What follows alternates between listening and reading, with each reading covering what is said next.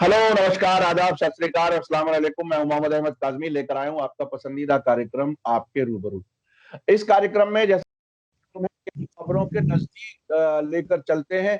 और इस वक्त जिस तरह से पूरा देश बल्कि पूरी दुनिया लद्दाख की तरफ देख रहा है, और इंडिया चाइना के बीच में जो कुछ स्टैंड ऑफ हुआ है, और इसमें भारत के 20 फौजियों की शहादत हुई है। ये पूरा देश एक तरह से गम में भी है, और कहीं ना कहीं गुस्सा और ये सोच भी है कि आखिर सरकार ने इतना वक्त क्यों लगा दिया, पूरी तरह से खामोश रही। अ, इसके साथ साथ लेह में जो लद्दाख जो जिस जगह ये हो रहा है उसके नजदीक तरीन जगह लेह है। वहां लोग कैसे सोच रहे हैं, कैसे समझ रहे हैं, और वहां उनके पास LAC से क्या इंफॉर्मेशन है, ये समझने के लिए मैं आज खास मेहमान सेरिंग नामग्याल साहब से आपको मिलवा रहा हूं। आप कांग्रेस के प्रेसिडेंट हैं लेह के, जो लद्दाख रीजन में आता है, और नजदीक तरीन वो एरिया है जो उससे एक तरह से प्रभावित है। शेरिंग नामग्याल साहब, वेलकम है आपका मीडिया स्टार वर्ल्ड में। आप ये बताइए कि आप लेह में रहते हुए इस सब जो कुछ हो रहा है, अभी ताजा खबर यह है कि 10 फौजियों को वापस किया है चीन ने, भारत के फौजियों को। इन खबरों के बीच में आप लेह में रहते हुए आप कैसा महसूस कर रहे हैं? क्या कुछ है जो दिल्ली में या भारत का मीडिया नहीं दिखा रहा? आपके पास ऐसी क्या क्या इंफॉर्मेशन है, क्या है आपके पास? बहुत बहुत शुक्रिया काजमी साहब। जो आपने ये जो सबसे पहली बात तो मैं श्रद्धांजलि देना चाहूंगा जितने भी जो 20 हमारे वीर जवान जिन्होंने अपनी शहादत दी, देश वतन को बचाने के लिए उन्होंने जो कुर्बानी दी, उनके परिजनों के साथ मेरा। और ये जो घटना घटा 15-16 जून के रात को, जो डीबीओ सेक्टर में गलवान घाटी में, वो इलाका बहुत महत्वपूर्ण है हमारे उस ईस्टर्न सेक्टर को बचाने के लिए। जो हमारा डीबीओ सेक्टर है जहां से वो रोड निकलती है, और ये जो घटना घटा, वैसे तो लद्दाख में बहुत सारा हम लोग जानते हैं, हम लोग वाकिफ यहाँ पर बैठे हुए, यहाँ पर पैदा हुए हैं।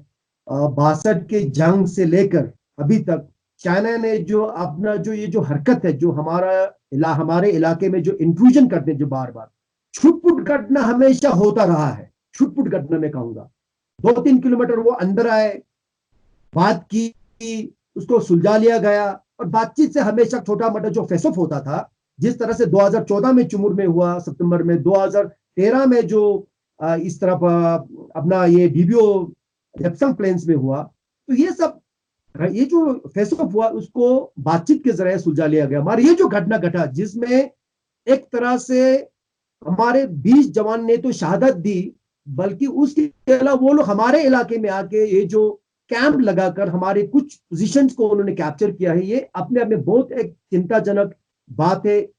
और इसको किसी भी तरह शिखर वार्ता कर कूटनीतिक राजनीतिक तरीके से इसको सुलझाना बहुत जरूरी रहेगा।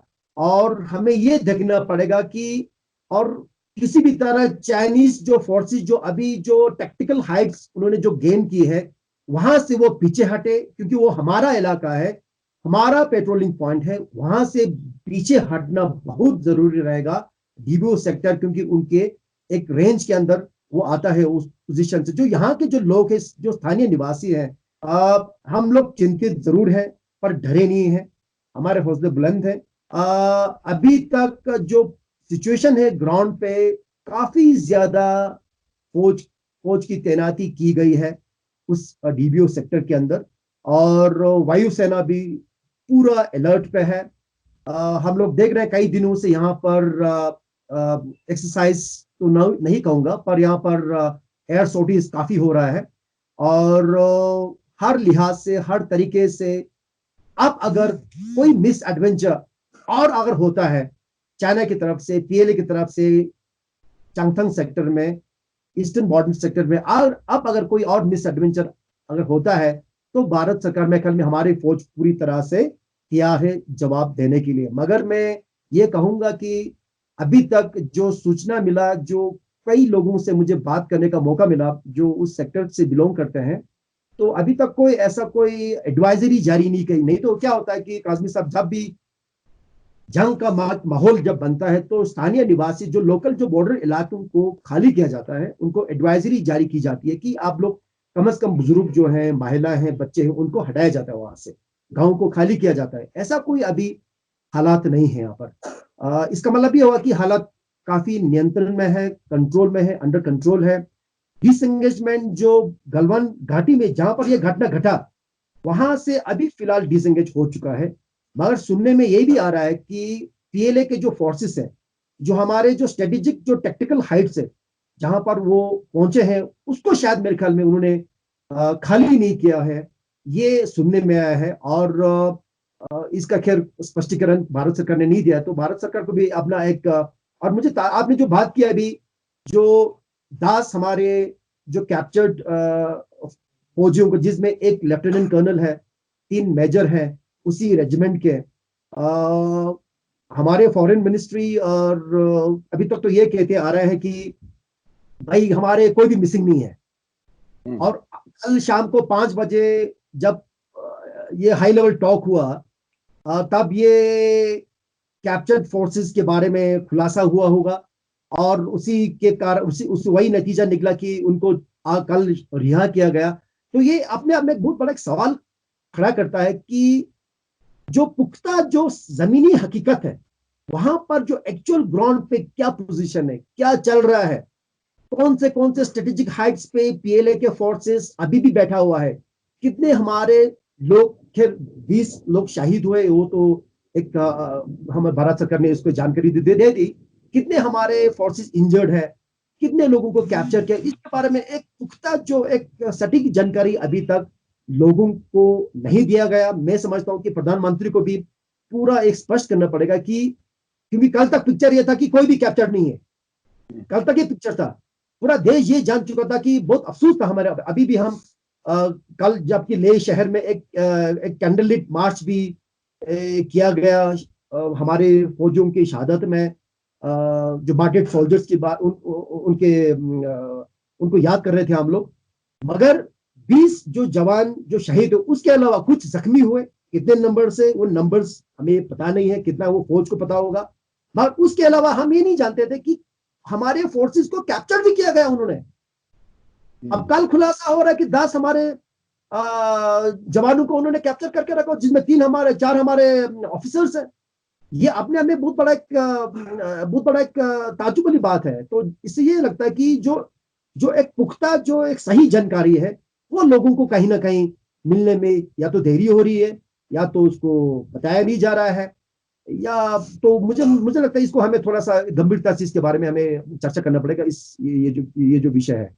अच्छा, इस बीच में अभी लेह चूंकि नजदीक तरीन इलाका है, लेह में जिंदगी कैसी है? आमतौर पर लोग क्या बहुत ज्यादा चिंतित हैं, रात में जागते हैं, रात में क्या सिविल पेट्रोलिंग किस्म की भी कोई चीज करते हैं? किसी तरह से क्या कोई खास इंतजाम वहां के लोकल एडमिनिस्ट्रेशन ने किया है? क्या कुछ है अभी? कैसी 24 घंटे कैसे गुजरते हैं लेह के लोगों की? काजमी साहब, अभी तो ये है लेह के अंदर जो माहौल है, खैर कोविड से तो हम जूझ ही रहे हैं, कोविड से तो हम भी काफी प्रभावित है। लद्दाख क्षेत्र भी, लेह करगिल दोनों इलाके में काफी कोविड के केसेस निकला है, मगर फिर भी हालत नियंत्रण में है, हालत पे काबू किया जा रहा है। उसके अलावा ये जो इस ईस्टर्न बॉर्डर के कंफ्लिक्ट को लेकर अभी तक सिविल एडमिनिस्ट्रेशन जो है, यहाँ का जो स्थानीय एडमिनिस्ट्रेशन है, यूटी एडमिनिस्ट्रेशन है, उन्होंने कोई एडवाइजरी जारी नहीं की है, या ऐसा कोई ऑर्डर इशू नहीं किया है जिसमें यह कहा जाए कि जो बॉर्डर पे, खासकर जो हमारे इलाके हैं, जो हमारे कई सारे गांव हैं बॉर्डर पे, या उनको सतर्क किया जाए कि भाई आप लोग चौकस रहिए, आप लोग गाँव को खाली कीजिए, आप लोग उधर नहीं जाइए। अभी भी सिविलियन जो ट्रैफिक है, जो चांगला लेह से पेंगोंग झील की तरफ, जो चांगला जो पास से 17,500 फीट पे हमारे पास आता है, जो लेह से 50-60 किलोमीटर की दूरी पर है, उसको पार करेंगे तो आप शाओक पे जाएंगे, और उससे और आगे लेफ्ट राइट की तरफ जाएंगे तो आप पेंगोंग झील की तरफ जाएंगे। तो सिविलियन ट्रैफिक चल रहा है, और ऐसा कोई एडवाइजरी जारी नहीं किया है। हालत बिल्कुल नॉर्मल है, और जिंदगी अपनी नॉर्मल तरीके से चल रहा है। लोग फिर दुकानें कहीं खुले, क्योंकि कोविड की वजह से वैसे भी यहाँ पर सेक्शन 144 लागू किया गया है, जिसमें भीड़ को रोका गया है, और नॉर्मल लाइफ अभी है लेह के अंदर, जो आम जिंदगी चल रहा है, ऐसा कोई तनाव वाला माहौल नहीं है, कोई पैनिक सिचुएशन अभी सिटी के अंदर, लेह के अंदर नहीं है।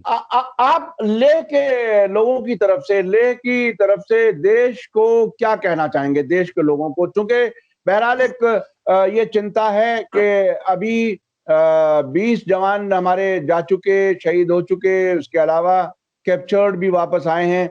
अभी एक और भी डेटा आया है कि 18 फौजियों का इलाज लेह में हो रहा है, 56 और फौजी हैं जो दूसरी जगहों पर इलाज हो रहा है। तो आप देशवासियों को क्या कहना चाहेंगे इस मौके पर? देशवासियों से मैं यही कहना चाहूंगा कि हम सब हर चैलेंज को फेस करने के लिए हमें मन से और हर लिहाज से हमें तैयार रहना चाहिए। यहाँ पर जहां तक लद्दाख का सवाल है, क्योंकि एक सीमा का क्षेत्र है, यहाँ पर पाकिस्तान और चाइना का बॉर्डर लगता है, 3200 किलोमीटर के आसपास का हमारे चाइना से बॉर्डर लगता है। तो लद्दाख के लोगों ने हमेशा देश को, जब जब सरहद पर इस तरह का तनाव का माहौल उत्पन्न हुआ, चाहे वो 62 का जंग हो, 71 का जंग हो, कारगिल का जंग हो, स्थानीय निवासियों ने हमेशा आगे कदम बढ़ाकर देश के लिए कुर्बानी देने के लिए, हमारे फौज नौजवानों के साथ जो लॉजिस्टिक एक सपोर्ट जो सिविलियन कम्युनिटी दे सकता है, उसके लिए बढ़ चढ़कर हिस्सा लेकर हमेशा देश की रक्षा में आगे बढ़ चढ़कर हिस्सा लिया है। अभी भी हम लोग तैयार है। देश के लोगों को मैं ये आश्वासन देना चाहूंगा आपके माध्यम से कि लद्दाख के लोग, जब तक हमारे जिस्म में सांस होगा, जब तक हमारे हौसले बुलंद है, जब तक हम लोग यहाँ पर जिंदा है, आप लोग निश्चिंत रहिए कि लद्दाख जो है एक भारत का एक अटूट हिस्सा है, एक अटूट अंग है। वो किसी भी सूरत पर कोई इस पर इस पर किसी भी तरह से हम आंच आने नहीं देंगे। हाँ, आप लोगों का भी जरूरी रहेगा इस वक्त, इस समय हमारे फोर्सेस जो बॉर्डर पे तैनात है, चाहे वो पाकिस्तान से लगता हो, चाहे राजस्थान से लगता हो, सिक्किम में लगता हो, अरुणाचल में लगता हो, चाहे लद्दाख में लगता हो, हमारे जवानों को भड़काऊ भाषण ना दें, पॉलिटिकल रेटोरिक ना करें। हकीकत जो जमीनी स्तर पर आप लोग क्या मदद कर सकते हैं इस तरह के इस ऐसे हालात में हमारे जवानों का मनोबल बढ़ाने के लिए, उनके हौसले बुलंद करने के लिए, उन सब पे सोच कीजिए, ना कि ऐसे हवे में शोर शराबा कर कर वो मत कीजिएगा। तो एक तरह से एक सीरियस सोच हमारी होनी चाहिए, जिससे हमारे जवानों की जो हौसले है वो बुलंद हो, उनको और देश को बचाने के लिए उनके और ताकत मिले और जोश मिले। और जब तक हमारे जवान सरहद पर हैं, हम लोग उनकी वजह से जिंदा है, उनके वजह से हम लोग खुली हवा में सांस ले रहे हैं, और इस समय उनके साथ खड़ा होना बहुत जरूरी रहेगा। और हिंदुस्तान के आम जनता, आम नागरिक को तैयार रहना पड़ेगा किसी भी आपातकालीन सिचुएशन से को फेस करने के लिए, चैलेंजेस को फेस करने के लिए। तो मैं समझता हूँ यही एक मैं छोटा सा संदेश में लद्दाख के इतने ऊंचाई से मैं देना चाहूंगा देश के हर नागरिक को। अच्छा, लेह में खासतौर पे जो सीमावर्ती इलाका है उसमें कुछ शिकायतें भी मिलती हैं कभी कभी कि विकास वैसा नहीं हुआ जैसा विकास होना चाहिए था, जिसमें अगर वहां विकास बेहतर हो। और ऐसे ही भी कुछ खबरें हैं कि चीन की तरफ एलएसी के दूसरी तरफ काफी बेहतर डेवलपमेंट है, या यहाँ के चरागाहों के लोगों को सीमा तक नहीं जाने दिया जाता, रोक दिया जाता है। ये लोग हिस्टोरिकली जानते हैं कि हमारा कहां तक इलाका है। दूसरी तरफ वाले ऐसा करते हैं कि वो अपनी चरागाह के लोगों को बाकायदा इजाजत देते हैं। तो इस किस्म की कुछ चीजें सुनने में आती हैं। आप क्या कहते हैं इसके बारे में? ये एक बहुत इंपॉर्टेंट, एक बहुत महत्वपूर्ण विषय आपने उठाया, ये बहुत जरूरी है। देखिए, border development, nomadic border development, जो ईस्टर्न सेक्टर में जो हमारे नोमैड्स रहते हैं, बॉर्डर डेवलपमेंट बहुत जरूरी है। दो तीन चीजें भारत सरकार को तुरंत इसके बारे में बहुत गंभीरता से इस पर विचार करना पड़ेगा, और उसका जो तरक्की की जो रफ्तार है, जो प्रोजेक्ट का जो रफ्तार, उसको बढ़ाना पड़ेगा तेजी से। एक कम्युनिकेशन, आज के तारीख में अभी भी जितना भी हमारे सरहद के सामने जो हमारे गांव पड़ते हैं, चाहे चुमूर हो, अनले हो, कुयुल हो, कोरजोग हो, या आपका फोबरंग हो, अब इस तरफ शाओ का गांव हो, अभी भी आप जाएंगे मोबाइल की कनेक्टिविटी बहुत सीमित है, बहुत लिमिटेड है। तो अभी हाल ही में कई गांवों में मोबाइल चलना शुरू हुआ है। तो एक तो कम्युनिकेशन को बहुत जोर शोर से, कम्युनिकेशन को हमें हर गांव को कनेक्ट करना पड़ेगा। और एक दुख की बात ये भी है कि आज कहीं कहीं जिन जिन जगहों पर जो मोबाइल कनेक्टिविटी हो चुका है, जो बहाल की गई है, अब वो क्योंकि वो फौज के अंदर है, जो ऑप्टिकल एक फाइबर लाइन भी बिछाया गया था पिछले कई सालों में, आज और कहीं मोबाइल टावर लगा हुआ है, अब वो भी पूरा फौज के नियंत्रण में है, तो आज सिविलियन से बात नहीं कर सकते हो, तो उनको जो अगर किसी को इमरजेंसी होता है तो वो आप उनको ले लाना है, डॉक्टर से बात करना है, गाड़ियों को मंगवाना है, इतने दूर दराज इलाके हैं यहाँ से 250 किलोमीटर 300 किलोमीटर, तो वहां पर जो टेलीकम्युनिकेशन का जो सिस्टम है उसको बहुत सीरियसली लेना पड़ेगा, उसको अच्छी तरह से उसको हर गांव को कनेक्ट करना पड़ेगा। एक दूसरी बात जो हमारे बॉर्डर इलाकों में रोड कनेक्टिविटी पिछले कई सालों से उसमें काफी हमने तेजी देखा, जो बॉर्डर रोड जो काफी उस पे उसको काफी जोर शोर से लिया गया, अभी भी उसमें काफी काम चल रहा है। तो अभी भी जिन जिन गांवों को, जिन जिन बॉर्डर एरियाज में जहां पर हमारे चाहे वो फौज तैनात हो या चाहे हमारे बॉर्डर आउटपोस्ट हो, चाहे हमारे बॉर्डर में गांव लगते हो, उनको कनेक्टिविटी देना बहुत जरूरी रहेगा रोड के माध्यम से। और जो हमारा जो ये न्योमा में मुत में जो हमारा एयरपोर्ट है, एक बॉर्डर एयरपोर्ट है, वहां पर आज के तारीख में कुछ फाइटर एयरक्राफ्ट वहां पर खड़ा किया गया है। उस एयरपोर्ट को भी डेवलप करना पड़ेगा, बहुत जरूरी रहेगा। वो एक एयरपोर्ट है जो बॉर्डर से काफी दूर है, यहाँ से ले से लगभग 100 कितना होगा 150-60 किलोमीटर जो न्यूमा सब डिवीजन है ईस्टर्न बॉर्डर सेक्टर पे, वहां पर हमारा एक एयरपोर्ट है जो खैर चालू है, मगर इतना डेवलप नहीं, उसको डेवलप करना बहुत जरूरी रहेगा। और एक इंपॉर्टेंट जो चीज है वो हमें भारत सरकार को समझना पड़ेगा और हमारे रक्षा मंत्रालय को समझना पड़ेगा, जो हमारे जो बिल्कुल बॉर्डर पे रहते हैं, अब क्योंकि ये जो लाइन ऑफ एक्चुअल कंट्रोल है, ये एक इलाका है, ये एक मैदानी इलाका है, यहाँ पर कोई लाइन ऑफ कंट्रोल नहीं है। जिस तरह पाकिस्तान के साथ हमारा एक खींचा हुआ रेखा है, यहाँ पर ऐसा सिचुएशन नहीं है, ये माहौल यहाँ पर नहीं है। अब क्योंकि यहाँ पर कोई खींचा हुआ एक बॉर्डर नहीं है, डिमार्केशन नहीं है, तो लिहाजा क्या होता है, हम नहीं सोचते हैं कि उस पहाड़ के ऊपर तक या उस पहाड़ के पीछे तक हमारा इलाका है। चाइना ये सोचता है कि नहीं नहीं, उस इलाके तक, उस पहाड़ तक, उस नदी तक हमारा इलाका है। तो ये खींचा हुआ एक मैदानी इलाका है। अब ये क्या पहले क्या होता था कि हमारे जो गांव के जो शेफर्ड्स हैं, क्योंकि उस तरफ हमारे भेड़ बकरियां बहुत पालते हैं लोग, जो पश्मीना का जो वूल है उसी इलाकों से आता है, तो लोगों के पास हजारों की तादाद में उनके पास भेड़ बकरियां होते हैं और शेफर्ड्स वहां पर अपने पेस्चर लैंड में जाते हैं। जब पेस्चर लैंड में हमारा कई सालों से जब जाना बंद हुआ, जब पेस्चर लैंड में जाने से रोका गया हमारे लोगों को, हमारे अपने फोर्सेस ने, वो किस कारण से रोका हुआ वो फौज ही जानता है, चाहे स्ट्रेटेजिक तरीके से किया होगा, क्योंकि वो पेस्चर में जाना बंद हुआ। चाइना की तरफ जो हमारे इलाके हैं, तो उस तरफ भी तो नोमैड्स रहते हैं, चाइना के इलाके में वही शेफर्ड लोग उस तरफ भी रहते हैं, वो दूसरी तरफ भी चाइना के शेफर्ड्स बैठते हैं। अब जब हमारे चरागाह पे, हमारे ग्रेजिंग एरियाज में जब हम हमारे लोगों को जब जाने नहीं दिया, तो वो लोग भी तो देख के बैठा हुआ है, उनको भी पता है कि वो लोग नहीं आ रहे, चाहे वो अल्ले के लोग नहीं आ रहे, चुमूर के लोग नहीं आ रहे, उनको पता लगता है कि ये लोग नहीं आ रहा है, तो वो लोग 10 शेफर्ड को भेज दिया, 15 लोग को भेज दिया, एक साल भी भेजा, अगले साल भी भेजता है, तो इस तरह से सिलसिला चलते रहता है। तो ये 3-4 साल जब वो भेजने लगते हैं हमारे चरागाह पे, उनके जब लोग आना शुरू होते हैं, तो एक दिन क्या होता है कि 4-5 साल के बाद या 2-3 साल के बाद अचानक 10 गाड़ी में या 5 गाड़ी में चाइनीज पीएलए के फोर्सेस उनके पीछे पीछे आ जाता है, वहां पर तंबू गाड़ देते हैं और वहां पर एक फेस ऑफ का एक माहौल उत्पन्न हो जाता है। तो ये एक हमें सोचना पड़ेगा कि मुझे लगता है कि हमारे डिफेंस एनालिस्ट को, डिफेंस मिनिस्ट्री को, भारत सरकार को, जो लोकल बॉर्डर पे जो हमारे लोग रहते हैं, उनको कहीं ना कहीं इन सरहद को, बॉर्डर इलाकों को, लोकल कम्युनिटी को इन्वॉल्व करना भी एक स्ट्रेटेजिक पॉइंट ऑफ व्यू से कहीं ना कहीं वो एक बहुत लाभदायक एक कार्रवाई होगा अगर इसको हम अंजाम देते हैं तो। क्योंकि लोकल लोग भी बहुत इंटेलिजेंस आपको दे सकते हैं, लोकल लोग भी बहुत आपको एक सटीक आपको इंफॉर्मेशन आपको उपलब्ध किया जा सकता है, डाटा दिया जा सकता है, कितने शेफर्ड्स उनके आते हैं। तो मेरा ये अपील रहेगा भारत सरकार के, इसके ऊपर दोबारा से विचार किया जाए, हमारे शेफर्ड्स को उन इलाकों में ग्रेजिंग पॉइंट में जाने दिया जाए। और मुझे नहीं लगता क्यों, मुझे समझ में नहीं आ रहा उनको क्यों रोका गया, उनको क्यों जाने नहीं दे रहा है। अब हालात वही जाने नहीं दे रहे, वो लोग हमारे जगहों को कब्जा किया जा रहा है। और सेकेंडली ये मैं कहना चाहूंगा कांग्रेस पार्टी की तरफ से भारत सरकार को, ये मेरे आग्रह है कि जितने भी हमारे पेट्रोलिंग पॉइंट है या ऑब्जर्वेशन पोस्ट है, ऑफिस है, उसको हमें 365 दिन 24 घंटे अभी तक करता आ रहा है, उसको और मजबूती से आप करना पड़ेगा, और मजबूती से। और हमारे क्योंकि इतना सारा हाइट है, देखिए गालवन वैली का जो नाला है जहां पर, वो 14,500 400 500 की ऊंचाई पर है, फीट की ऊंचाई पर है। जो ऑब्जर्वेशन पोस्ट है वो 18,000, 17,000, 19,000 फीट की ऊंचाई पर है।